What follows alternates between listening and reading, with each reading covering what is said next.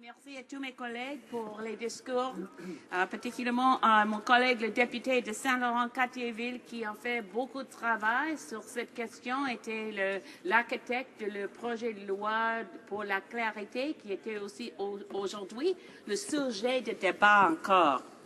Je veux souligner en commencement que j'ai beaucoup de respect pour mon collègue aussi, le député Richmond Athabasca et tous mes collègues du Bloc québécois. Nous travaillons ici comme députés absolument égaux.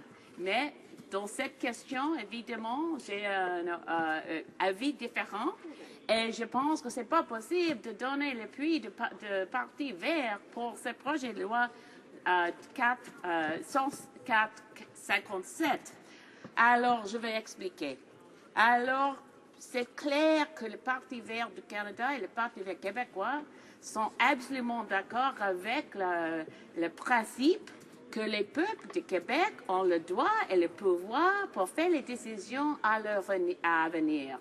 C'est seulement pour les peuples du Québec pour faire ces décisions. Mais en quoi façon?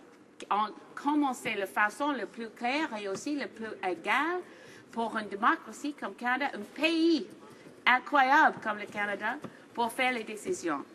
Avec les questions difficiles pour la souveraineté du Québec et les droits des Québécois et Québécoises, il y a les questions qui sont tout dans le passé. Pour le Canada, c'est les questions vraiment primordiales. Mais maintenant, ce projet de loi de député de Richmond-Athabasca reste sur l'événement de motion dans cette Chambre de communes qui rendent tous les peuples du Québec, les Québécois et les Québécoises, le mot que c'est une nation. Alors, le Parti vert, c'est le seul parti dans cette Chambre qui ne s'est pas en accord avec la motion comme ça. When it came out, lorsque cela a sorti, le premier ministre a décidé de déposer une motion faisant en sorte que le Québec soit reconnu comme une nation. Et on se demandait beaucoup qu'est-ce que cela signifiait. À ce moment-là, et on se rappellera, ça fait partie de notre histoire, le député de Wellington Walton Hill, qui s'occupait des affaires intergouvernementales à l'époque, n'arrivait pas à en arriver à une décision, même après consultation du premier ministre. Et le premier ministre, à cette époque, dirigeait tous les portefeuilles de toute façon. Et comment est-ce que je pourrais dire cela? Le ministre, à l'époque, des Affaires intergouvernementales, a pris des mesures assez extraordinaires et, en fait, a démissionné du cabinet parce qu'il n'était pas d'accord avec la position du premier ministre. Et moi, je suis d'accord avec ce député de Wellington Walton Hills. Soit vous déposez une motion qui signifie vraiment quelque chose ou qui ne signifie rien. Et lorsqu'on comprend que cela ne signifie rien, on agit. Si vraiment cette motion avait des dents, alors on devrait adopter le projet de loi qui est proposé aujourd'hui par le Bloc québécois. Et si tous ceux qui avaient appuyé cette motion et si ils étaient vraiment d'accord avec la motion, alors le projet de loi dont nous sommes saisis aujourd'hui devrait être adopté. Mais on remarque qu'aujourd'hui, il n'y a pas beaucoup d'appui pour ce projet de loi. Nous voulons nous assurer que la Chambre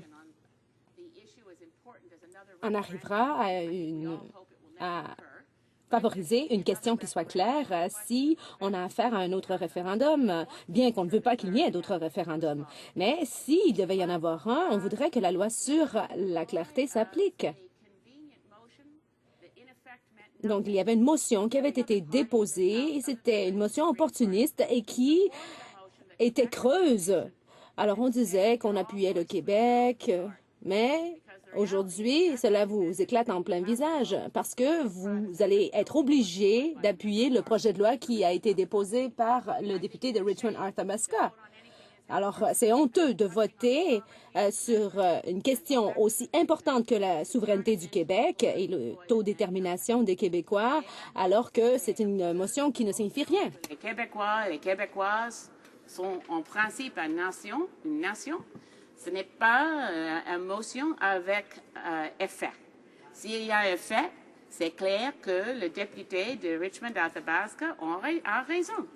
que ce n'est pas raisonnable d'avoir une loi pour la clarité avec les questions claires, avec un rôle pour le Parlement du Canada. Mais c'est clair que nous avons besoin de la loi pour la clarité. C'est essentiel pour les peuples de Québec aussi d'avoir une question claire. Pour tout le monde du Canada qui respecte les droits des Québécois et des Québécoises, et c'est clair que tout le monde respecte ça. Et j'espère que oui. Pour les peuples de Québec, pour les questions très importantes pour l'avenir, c'est essentiel qu'il y ait une question claire. Et pour ça, je veux donner l'appui encore du Parti vert pour la loi de clarité. Et malheureusement, nous avons aussi la motion qui dit que les Québécois et les Québécoises sont une nation.